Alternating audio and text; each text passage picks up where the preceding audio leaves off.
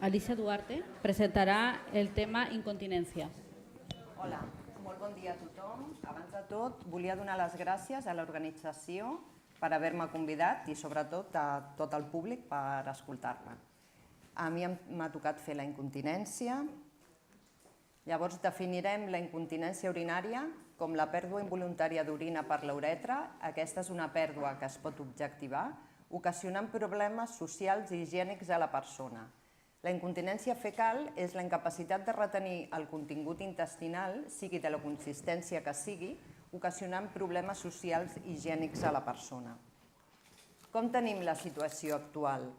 Doncs sabem que constitueix una de les grans síndromes geriàtriques, que n'hi ha una alta prevalença a la tercera edat, sobretot en dones. Per què? Doncs perquè l'esperança de vida és molt més llarga a les dones, també per l'augment de tensions físiques que hem patit durant tota la maternitat, embaràs i part, i també per la disminució d'estrògens que hem tingut durant l'època de la menopausa. La incontinència genera un impacte negatiu amb deteriorament de l'estat funcional i de qualitat de vida de la persona. Tots sabem que té un origen multifactorial, la polifarmàcia, el deteriorament de la bufeta durant tot el procés d'envelliment, les pluripatologies, les malalties neurològiques com demències i AVCs, que el que fan és disminuir la sensació de micció i defecació. El que està clar és que requereix d'un diagnòstic per part dels professionals per fer un adequat maneig. Aquí tenim unes dades, aquesta dada és de l'Organització Nacional d'Incontinència, és de tota Espanya, i veiem que a la població general n'hi ha una prevalença d'incontinència en majors de 65 anys entre el 15 i el 50%. I la prevalença a la població geriàtrica, fixeu-vos que és d'un 70%.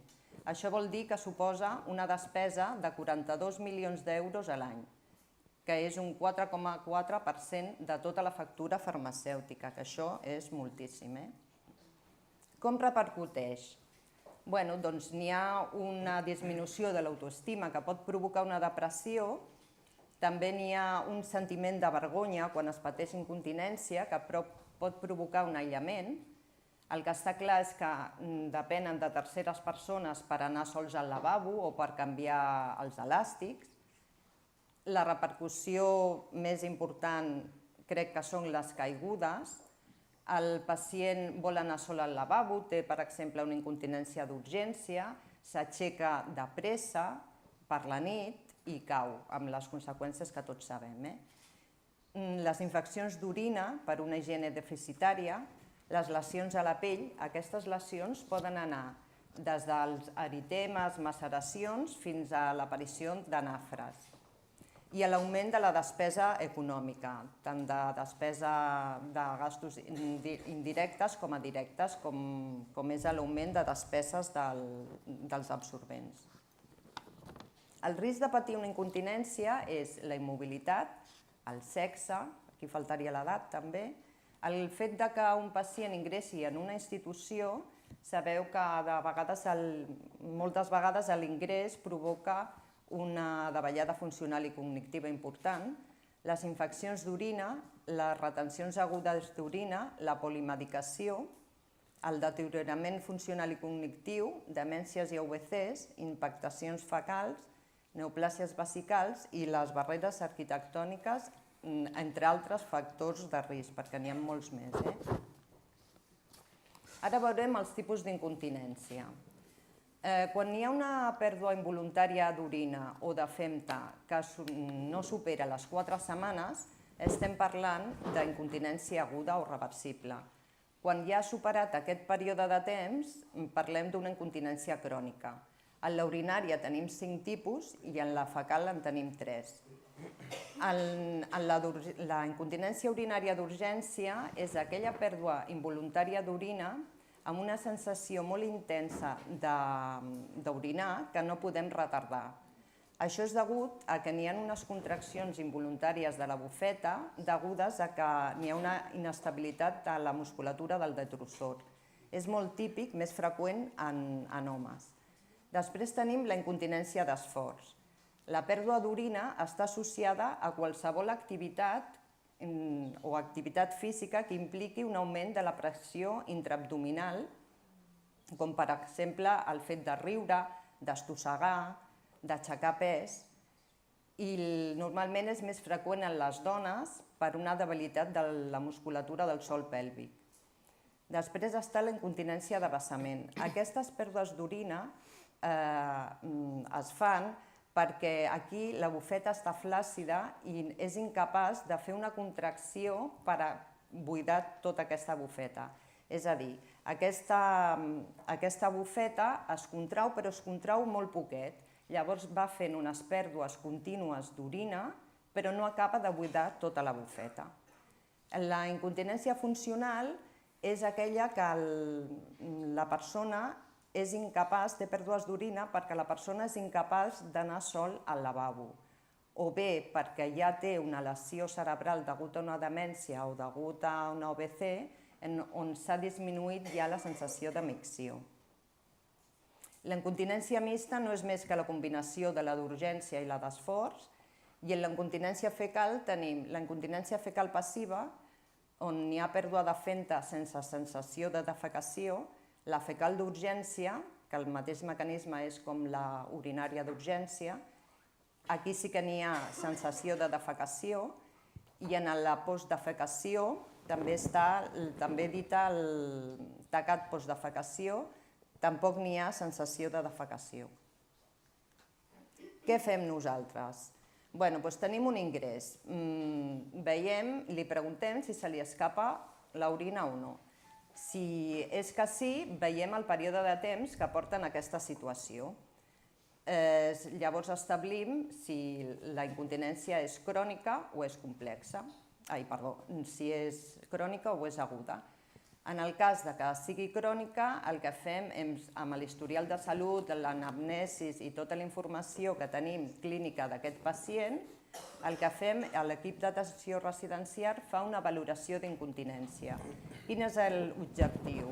L'objectiu és definir quin tipus d'incontinència té aquest pacient. En el cas de la incontinència d'urgència, llavors les accions van encaminades a una tècnica de modificació de la conducta i a tractament farmacològic.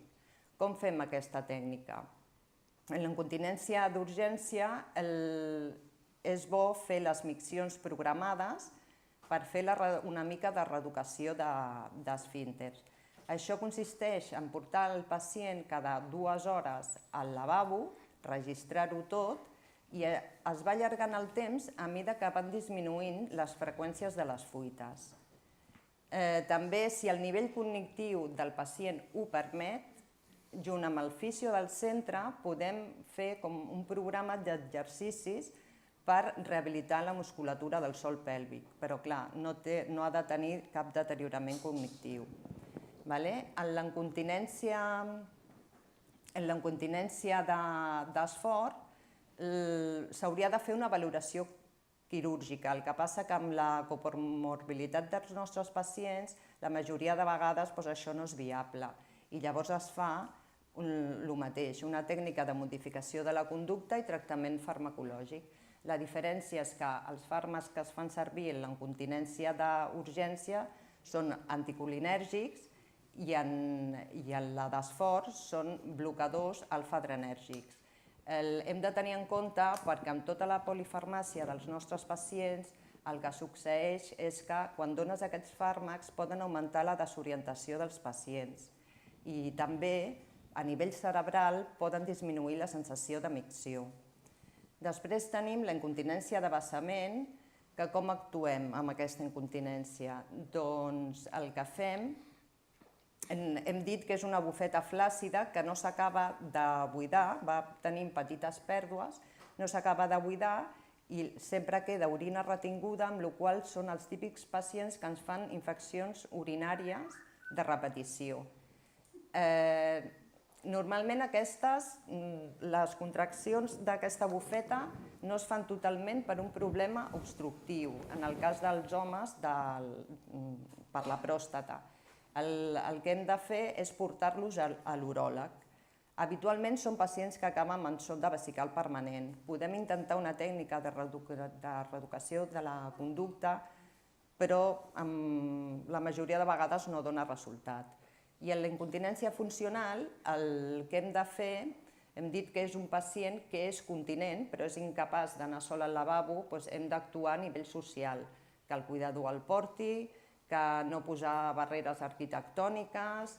Per exemple, si és durant la nit, en lloc de posar-li un elàstic, se li posa una ampolla urinària al costat perquè ell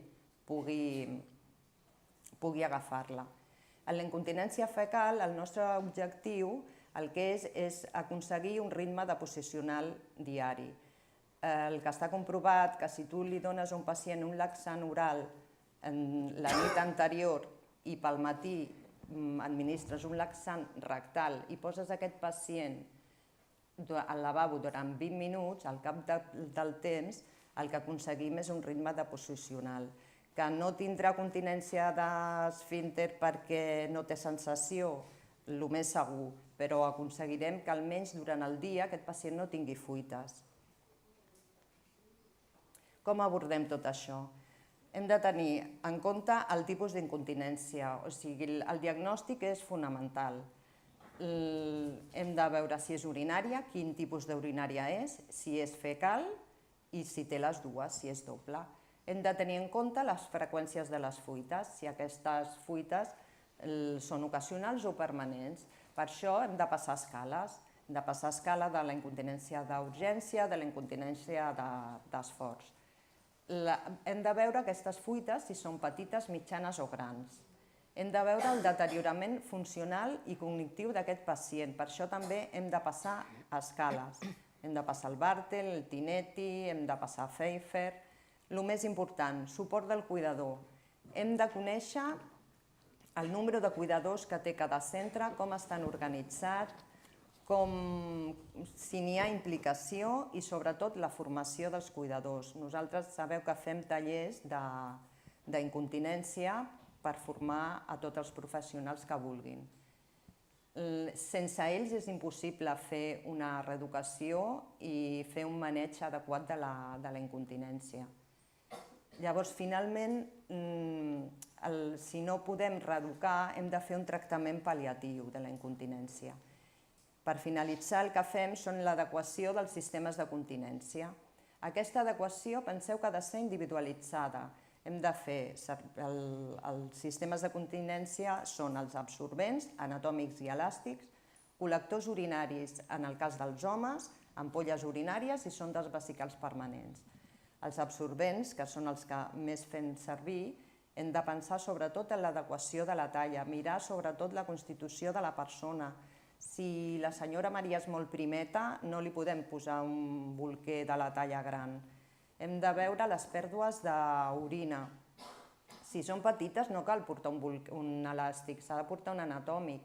Hem de veure la mobilitat del pacient. Si el senyor camina, per què li hem de posar un absorbent, un elàstic? No, ha de portar un anatòmic amb una calceta. Hem de veure l'absorció que precisa, si és una absorció de dia o és una absorció de nit. I per acabar, però no menys important, el pacient ha d'estar còmode i hem de tenir molt en compte la tolerància i la discreció. Moltes gràcies.